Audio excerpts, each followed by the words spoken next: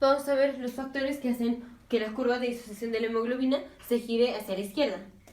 Entonces, tenemos la curva de disociación de la hemoglobina, tenemos en el eje de las X la presión de oxígeno molecular, en el eje de las 10 tenemos el porcentaje de saturación. Digamos, una curva normal es más o menos así. En los 600 milímetros de mercurio, más o menos, como 600, 650, por ahí. Aquí tenemos que todas las hemoglobinas están 100% saturadas. Esto es 100% de saturación. Ahora, para girar la curva de disociación de la hemoglobina hacia la izquierda, tiene que ser por dos cosas. O porque haya un aumento de la afinidad, por el oxígeno molecular, o porque haya competencia entre el oxígeno molecular y otra molécula. Entonces, ¿qué cosas aumentan la afinidad del oxígeno con la hemoglobina? Esto va a ser aumento del pH, o sea, una disminución de las hidrogeniones, una disminución en la temperatura, disminución de la molécula 2,3 bisfosfoglicerato, o ¿qué molécula compite con el oxígeno molecular? El dióxido de carbono. Entonces la curva se va a ver más o menos así.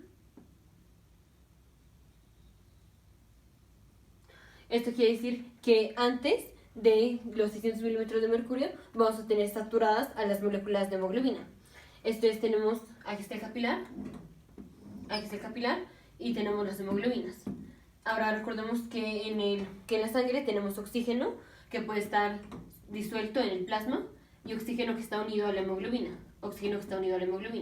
Ahora, aunque las hemoglobinas pueden cargar 4 moléculas de oxígeno molecular, no todas las hemoglobinas van a estar saturadas.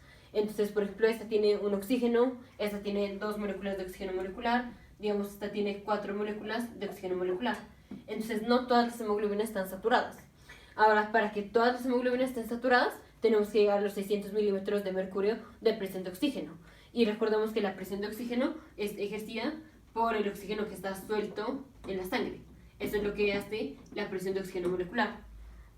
Y ahora, para que tengamos saturación de todas las moléculas de hemoglobina, en un paciente normal tenemos que llegar a los 600 milímetros de mercurio de presión de oxígeno aquí en la arteria.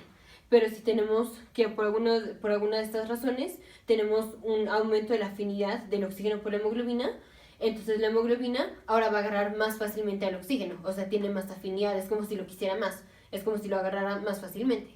Entonces ahora, aunque no hayamos llegado a los 600 milímetros de mercurio, la hemoglobina agarra más fácilmente al oxígeno. Entonces no necesitamos llegar a los 600 milímetros de mercurio para que para que todas las hemoglobinas se saturen.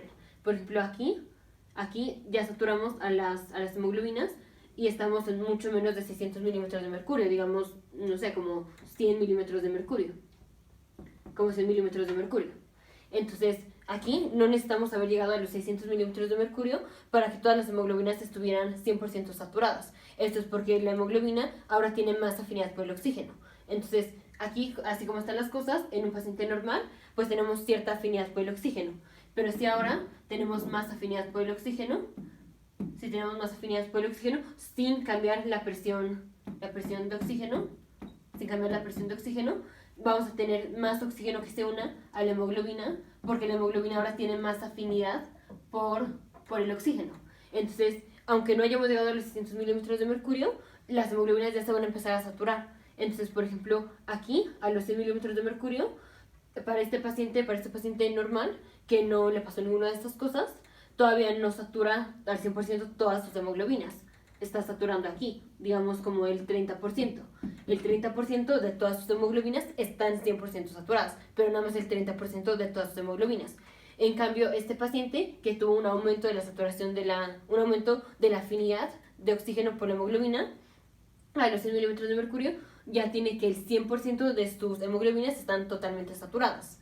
Entonces, aquí no es que haya un cambio en el oxígeno, sino que dada la presión de oxígeno que tenemos, el oxígeno tiene más afinidad por la hemoglobina, y al tener más afinidad por la hemoglobina, más oxígeno se une, más oxígeno molecular va a estar unido a la hemoglobina.